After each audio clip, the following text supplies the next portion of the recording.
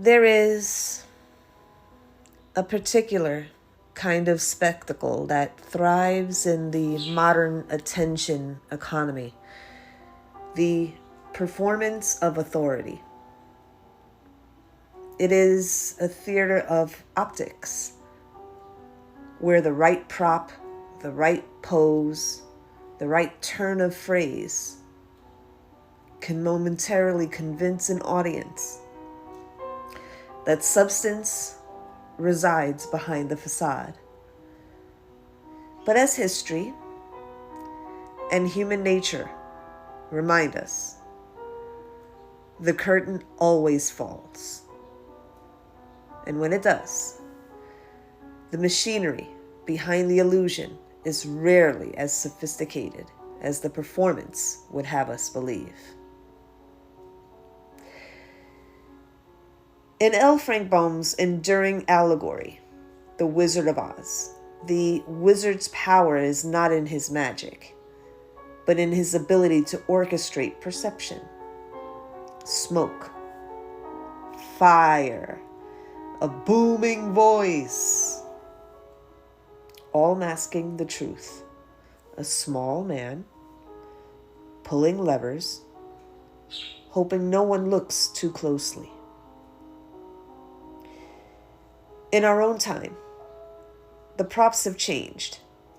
Designer eyewear, curated feeds, the strategic borrowing of aesthetics meant to signal intellect. But the principle remains. When the projection is not matched by the underlying capacity, the contradiction becomes its own undoing. Consider, if you will, a case study. We'll be discussing subject 0929J. In the field of behavioral analysis, we sometimes encounter what is known as aesthetic intellect dissonance, the adoption of visual markers associated with cognitive authority, absent in the operational capacity to sustain them. Subject 0929J presents as a textbook case. Over the observational period, the subject demonstrated a high reliance on externalized validation systems, multiple social platforms, high-frequency self-imaging, and persistent redirection of audience attention toward physical attributes as the primary value proposition. Recently, the subject incorporated corrective eyewear into her public presentation, a semiotic traditionally correlated with scholarly or analytical competence. However, longitudinal content analysis reveals no corresponding shift in epistemic output. The primary content funnel remains anchored in aesthetic commodification, creating a measurable cognitive aesthetic incongruence.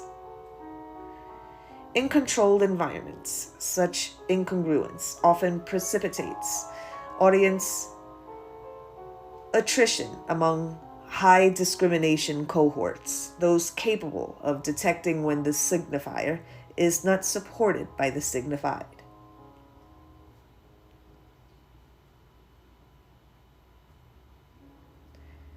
True authority does not require ubiquity. It does not demand a dozen platforms, a dozen funnels, a dozen desperate points of entry.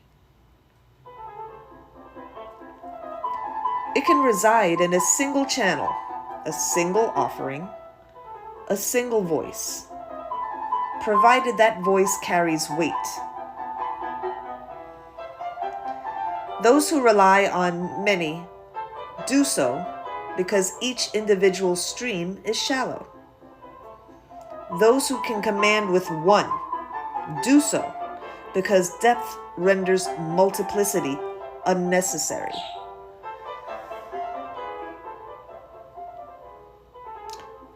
Consider historical accounts. Elizabeth Holmes, Theranos, George Santos, fabricated resume. Anna Delvey, the fake heiress. Belle Gibson, wellness influencer fraud. Kyrie Irving, flat earth claims. Rachel Dolezal, false racial identity. Jason Blair, journalism fabrications. Hilaria Baldwin, fabricated heritage. Dan Mallory, literary fabrications. Gwyneth Paltrow, wellness misinformation.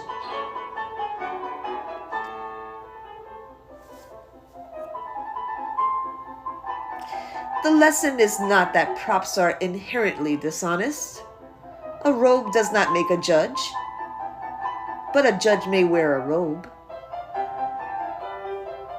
The lesson is that when the robe worn without the jurisprudence, when the glasses are worn without the scholarship, when the platform is built without the depth, the performance is fragile. And fragility, in the age of scrutiny, is fatal. Some spaces you can buy your way into. Others, you must earn. And the most dangerous thing about the intellectual space is this: you cannot fake it for long. The curtain always gets pulled. This has been an editorial. Please follow for more. Respected minds, thank you for your time and your ear. This is Lily of the Valley Coaching. Until next time.